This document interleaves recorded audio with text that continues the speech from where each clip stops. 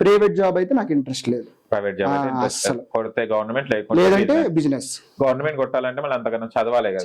చదవాలి లేకపోతే లక్ ఉండి ఏదైనా రాసి ఎగ్జామ్ పాస్ అయిపోతే వచ్చేస్తుంది. ఏదైనా లక్కే.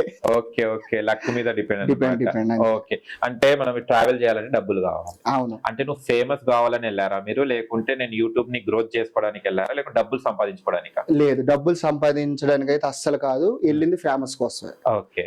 డబ్బులు సంపాదించాలనుకుంటే నేను ఇండియా సిరీస్ తీసేటప్పుడే సంపాదించవచ్చు, బట్ ఒక్క వీడియో కూడా చేయలేదు. ఇప్పుడు జనాల కోసమే వీడియో ఎలాగా వెళ్తున్నా. నాది ఏం ఏంటంటే 195 కంటే కంప్లీట్ చేయాలి, రూపాయి కూడా నాకు అవసరం లేదు. ఓకే. నాకు ఎలా ఉంటదంటే తరగదీయడమే కానీ సంపాదించడం ఇష్టం ఉంటది. అది ఏటో నాకు మరి చిన్నప్పటి నుంచి నాకు తెలియదు. అంతగానో సంపాదించి పెట్టాడా మీ డాడీ?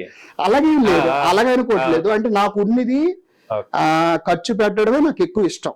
సంపాదించడం అనేది సెకండరీ, అది అందరూ చేస్తారు, బట్ కొంచెం ఖర్చు పెట్టడం అంటే కొంచెం ఇష్టం. ఎక్కడి నుంచి వస్తుంది మీకు ఇన్కమ్? అంటే యూట్యూబ్ చూస్తే కనుక యూట్యూబ్ లో అసలు మానిటైజేషన్ కూడా ఇంతవరకు లేదు.